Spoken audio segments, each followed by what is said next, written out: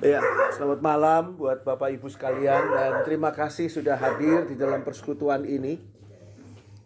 Saya mengharapkan kita semua bisa sama-sama merenungi firman Tuhan pada petang malam hari ini. Karena ada satu hal yang umum kita seringkali kita alami dalam kehidupan kita dan ya boleh dikatakan semua orang juga mengalaminya. Termasuk juga pendeta-pendeta, hamba-hamba Tuhan juga kadang-kadang mengalaminya. Yaitu apa yang dialami adalah kekhawatiran. Kekhawatiran ini seringkali menjadi hal yang kita alami dalam kehidupan kita sehari-hari. Dan banyak sekali alasan untuk kekhawatiran. Kekhawatiran tentang apa yang akan kita makan dan minum di besok hari. Atau kekhawatiran tentang anak-anak kita untuk bersekolah mungkin kurang dananya. Atau kekhawatiran tentang sakit penyakit. Mungkin kekhawatiran di tempat kerja. Kita khawatir juga bagaimana ini tempat kerja selanjutnya. Apalagi kalau misalnya kita lihat tempat kerja kita ini bukan tempat kerja yang saat ini cukup maju misalnya seperti itu. Dan kekhawatirannya bisa banyak sekali. Termasuk kekhawatiran ketika kita berhadapan dengan maut, kematian. Itu seringkali membuat orang itu khawatir karena tidak tahu apa ya yang akan dihadapi setelah kematian ini. Kematian ini memasukkan kita, membawa kita dalam sebuah alam yang lain yang kita belum pernah ke sana. Sehingga ya banyak sekali kekhawatiran dalam kehidupan kita yang seringkali membuat kita tidak mau maju, melangkah lagi dalam kehidupan kita, tapi tetap tidak bisa karena hidup kita hari demi hari kita memang selalu didorong seolah-olah untuk masuk ke hari yang baru, ke hari besok dan seterusnya. Padahal hari esoknya itu masih ada kekhawatiran juga. Sehingga saya ingin mengajak kita membaca dari Matius pasal 6 yang tentang kekhawatiran. Ini judul perikopnya adalah hal kekhawatiran. Dikatakan pada Matius pasal 6 ayat 25, karena itu aku berkata kepadamu, janganlah khawatir akan hidupmu, akan apa yang hendak kamu makan atau minum, dan janganlah khawatir pula akan tubuhmu, akan apa yang hendak kamu pakai. Bukankah hidup itu lebih penting daripada makanan dan tubuh itu lebih penting daripada pakaian? Dikatakan di sini jangan khawatir tentang hidup kita. Padahal orang yang gak khawatir itu adalah orang yang sudah meninggal.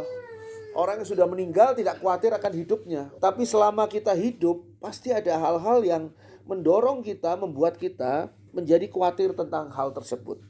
Dan ini adalah hal yang dikatakan oleh firman Tuhan, membuat kita tidak bijaksana di dalam menghadapi kehidupan ini karena kita khawatir tentang sesuatu hal itu.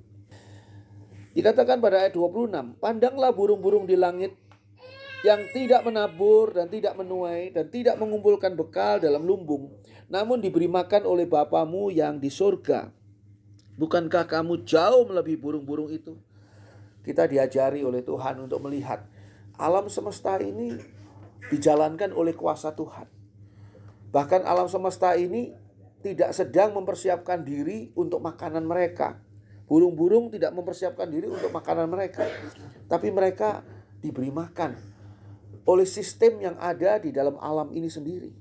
Jadi tidak mungkin kita sebagai manusia yang diciptakan istimewa di hadapan Allah itu akan dibiarkan di dalam apa yang kita khawatirkan. Kalau kita benar-benar mau berserah kepada Tuhan, kalau kita mau benar-benar beriman kepada Tuhan. Siapakah di antara kamu, ayat 27, yang karena kekhawatirannya dapat menambahkan sehasta saja pada jalan hidupnya? Padahal dengan khawatir, kita tidak bisa menambah kualitas di dalam kehidupan kita. Dengan kita khawatir tentang uang, katakanlah tidak dengan sendirinya kita akan mendapatkan uang itu. Malah kekhawatiran itu membuat kita tidak bisa berpikir dengan baik untuk memperoleh katakanlah uang yang kita butuhkan. Kita malah bingung oleh kekhawatiran tadi. Kekhawatiran tadi membuat kita kecil hati, membuat kita merasa tidak berdaya, membuat kita terancam, membuat kita takut dan sebagainya. Malah kita tidak bisa menghasilkan apa yang seharusnya bisa kita hasilkan untuk mengatasi kekhawatiran kita.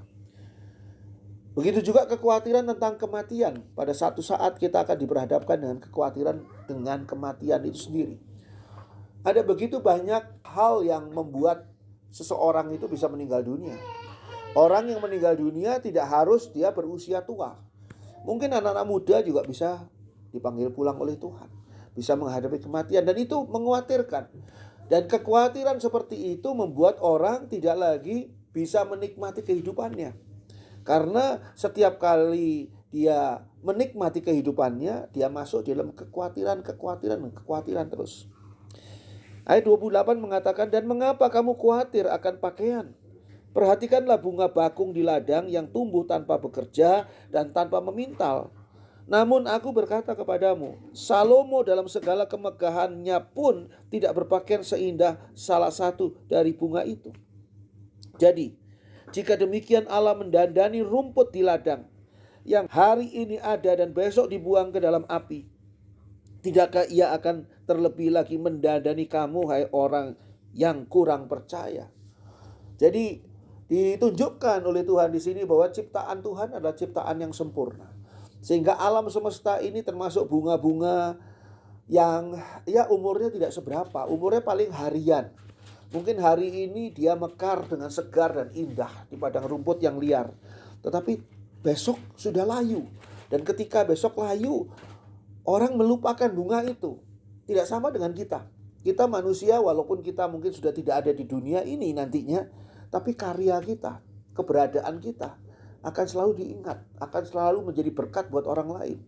Begitu juga anak cucu kita akan selalu mengingat kita. Jadi tidak seperti bunga-bunga yang tidak ada artinya dan dilupakan orang. Allah tidak mungkin membiarkan kita kalah dengan bunga-bunga seperti itu. Allah tidak mungkin membuat kita sehingga kita mempunyai penampilan yang katakanlah tidak seindah bunga-bunga itu. Karena Tuhan katakan, bahkan Salomo, raja Israel yang kaya raya, itu tidak punya penampilan pakaian yang seindah bunga-bunga yang diciptakan oleh Tuhan. Jadi kalau kita lihat di sana, Tuhan tidak pernah meninggalkan pekerjaan tangannya. Tuhan tidak pernah meninggalkan saudara dan saya. Sehingga dikatakan pada ayat 31, sebab itu janganlah kamu khawatir dan berkata, apakah yang akan kami makan? Apakah yang akan kami minum? Apakah yang akan kami pakai? Ayat 32, semua itu dicari bangsa-bangsa yang tidak mengenal Allah. Akan tetapi Bapamu yang di surga tahu bahwa kamu memerlukan semuanya itu. Allah kita adalah Allah yang maha tahu, Allah yang maha kasih, Allah yang maha peduli dengan kehidupan saudara dan saya. Sehingga tidak mungkin kita dibiarkan. Kita bisa bayangkan ketika di sini Pepi punya anak bayi, anak kecil. Ini saja diperdulikan terus, diperhatikan terus kebutuhannya dan sebagainya.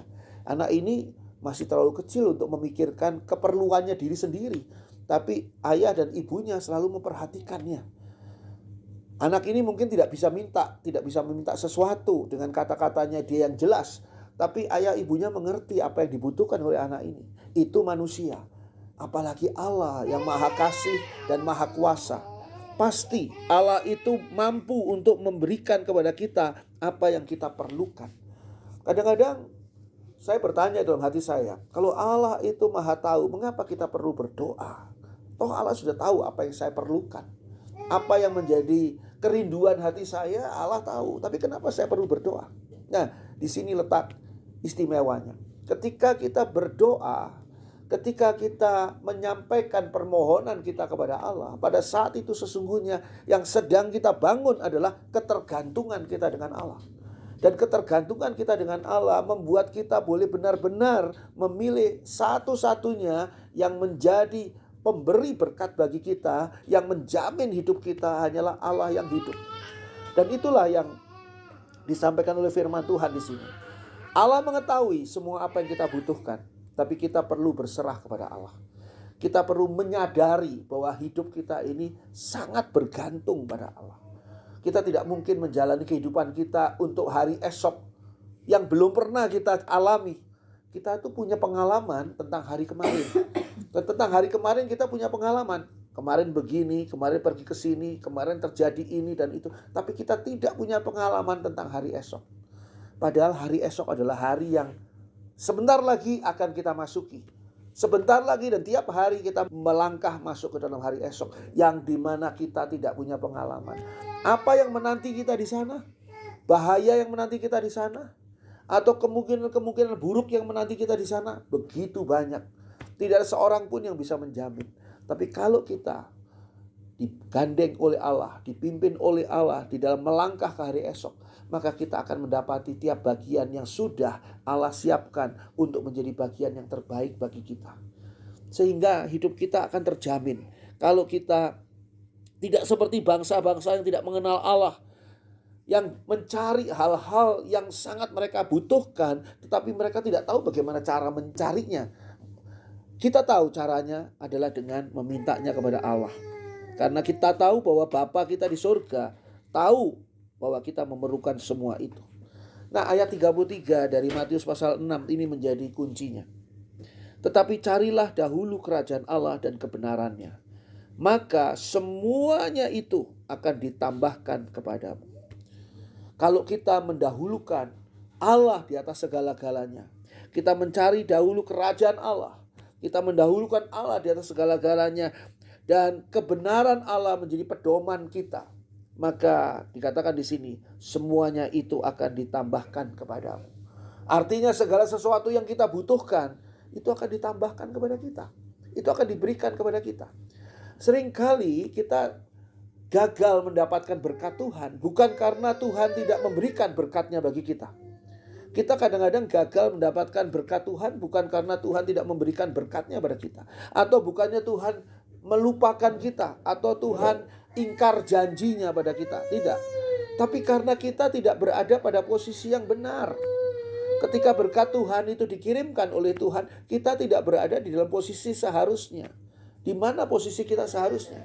Posisi kita seharusnya adalah ayat 33, yaitu mencari dahulu kerajaan Allah dan kebenarannya.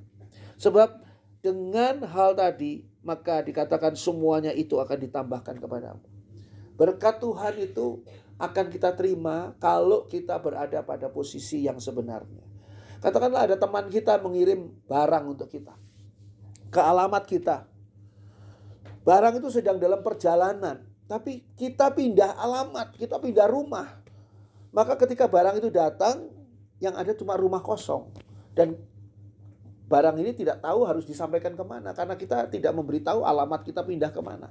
Sehingga bukannya teman kita tadi lupa mengirimkan barang itu kepada kita, tapi karena kitanya tidak berada di alamat yang sebenarnya. Nah, begitu juga ketika berkat Tuhan turun atas kita. Segala apa yang kita butuhkan itu Tuhan berikan kepada kita. Kenapa kita tidak menerimanya? Kita tidak menerimanya karena apa? Karena kita tidak mencari terlebih dahulu kerajaan Allah. Kita tidak mencari kebenaran kerajaan Allah, atau kita tidak mendahulukan Allah. Kita anggap Allah itu nomor 2, nomor 3, dan nomor kesekian. Kita pentingkan hal lain. Kita pentingkan hobi kita sendiri. Kita pentingkan pikiran kita sendiri. Kita pentingkan pekerjaan kita sendiri di atas segala-galanya. Sehingga Allah nomor kesekian dianggap tidak penting. Nah, kondisi seperti ini yang membuat orang yang seharusnya terima berkat dari Allah itu tidak menerima berkat dari Allah. Ini yang perlu kita perhatikan. Dan yang kedua adalah dikatakan pada ayat 34. Sebab itu janganlah kamu khawatir akan hari besok, karena hari besok mempunyai kesusahannya sendiri. Kesusahan sehari cukuplah untuk sehari. Nah, di sini Allah memberikan satu penyataan yang jujur. Pernyataan yang jujur dikatakan di sini, kita tidak boleh khawatir akan hari besok, padahal yang kita khawatirkan pasti hari esok, bukan hari kemarin. Kita nggak pernah khawatir tentang hari kemarin. Saya sekarang khawatir, gimana ya nanti saya dari SD bisa nggak ya diterima di SMP. Nggak perlu khawatir lagi, itu mah hari kemarin. Dulu saya pernah khawatir gitu, tapi sekarang sudah tidak lagi. Nah, harusnya saya itu memahami bahwa hari esok mau tidak mau saya akan masuki, tapi tidak boleh sambil khawatir. Kenapa? Karena kekhawatiran itu mengecilkan iman kita. Kekhawatiran itu menggoyahkan keyakinan kita. Kita tidak benar-benar yakin bahwa Allah menolong kita. Nah, ini yang dikatakan janganlah kamu khawatir akan hari besok. Lalu dikatakan karena hari besok mempunyai kesusahannya sendiri. Kesusahan sehari cukuplah untuk sehari. Tuhan secara jujur memberitahukan hari besok adalah hari susah. Hari ini hari susah, besok hari susah juga karena ada kesusahan. Nah, bagaimana kita bisa keluar dari kesusahan itu? Kesusahan ini terjadi karena dunia ini sudah kena kutuk dari dosa. Dosa yang membuat dunia ini terkutuk sehingga tiap hari kita adalah hari kesusahan. Kalau digambarkan pada ayat 34. Kesusahan. Bagaimana caranya supaya kita keluar atau tidak terkena hari susah itu? Kita harus masuk hari besok, padahal hari besok adalah hari kesusahan. Lalu gimana caranya? Caranya adalah kita harus mencari terlebih dahulu kerajaan Allah dan kebenarannya. Kita mengutamakan Allah yang sudah mengutamakan kita. Sehingga dengan cara seperti itu kita tidak hidup di hari esok dengan diri kita sendiri. Tapi kita hidup di hari esok dengan kuasa Tuhan. Kita hidup di hari esok itu bukan dengan kemampuan kita sendiri, tapi kita besok hidup dalam kemampuan Tuhan. Ketika kita mengandalkan Tuhan lebih dari segalanya. Nah, kalau kita lihat di sini, kalau kita baca di sana pada 1 Petrus 5 ayat yang ke-6 dan ke-7 dikatakan begini. Karena itu 1 Petrus 5 ayat 6 dan 7. Karena itu rendahkanlah dirimu di bawah tangan Tuhan yang kuat, supaya kamu ditinggikannya pada waktunya. Seringkali orang yang tidak mau mencari Allah, yang pakai pikirannya sendiri, mengusahakan perjuangan untuk hari esok dengan kemampuannya sendiri, adalah orang yang tinggi hati di hadapan Allah, yang sombong di hadapan Allah, seolah-olah dia itu mampu mengatasi segala sesuatu. Kita perlu merendahkan diri di bawah tangan Tuhan yang kuat, supaya kamu ditinggikannya pada waktunya, supaya kita dibuat berhasil pada waktu Tuhan. Ingat, ketika kita tidak mampu, Tuhan akan memampukan kita dengan kuasanya yang tidak terbatas. Lalu dikatakan pada ayat 7, serahkanlah segala kekhawatiranmu kepadanya, sebab Ia yang memelihara kamu. Ini seringkali yang menjadi kelemahan kita. Kekhawatiran kita pikul sendiri. Tiap hari kekhawatiran kita tanggung sendiri, sehingga terasa berat hidup kita jalani. Tapi firman Tuhan katakan pada 1 Petrus 5 ayat 7, serahkanlah segala kekhawatiranmu kepadanya. Apa yang boleh kita serahkan kepada Tuhan? Segala kekhawatiranmu. Kekhawatiran apa saja? Kekhawatiran soal kesehatan, kekhawatiran soal rumah tangga, kekhawatiran soal keuangan. Mungkin ada khawatir nanti bagaimana anak saya, apakah di perjalanan pulang dari sekolah itu akan selamat dan sebagainya. Semua kekhawatiran, apakah pasangan hidup saya akan setia kepada saya dan sebagainya. Itu semua kekhawatiran diserahkan ke dalam tangan Tuhan. Sebab dikatakan di sini, Tuhan ialah yang memelihara kamu. Sebab kita ini dipelihara oleh Tuhan. Kalau kita tidak menyerahkan kekhawatiran kita kepada Tuhan, berarti kita sibuk dengan kekhawatiran kita sendiri. Kita dikuasai oleh kekhawatiran kita sendiri. Bagaimana kita bisa menikmati pemeliharaan Tuhan atas kita? Kita serahkan kekhawatiran kita dalam tangan Tuhan. Dan biarlah Tuhan sendiri yang menunjukkan kepada kita bahwa Tuhan memelihara kita. Ini janji firman Tuhan. Yang kita baca ini adalah firman Tuhan. Serahkanlah segala kekhawatiranmu kepadanya, sebab Ia yang memelihara kamu. Ini firman Tuhan. Tuhan tidak mungkin berdusta. Tuhan tidak mungkin menghinakan dirinya sendiri karena firman-Nya kosong, karena firman-Nya tidak terpenuhi. Tuhan pasti memenuhi firman Tuhan ini. Oleh sebab itu, biarlah mulai dari hari ini kita serahkan segala kekhawatiran kita kepada Tuhan, supaya Tuhan benar-benar memeliharakan hidup kita. Kita hidup di dalam penyerahan diri kepada Tuhan. Puji Tuhan. Amin.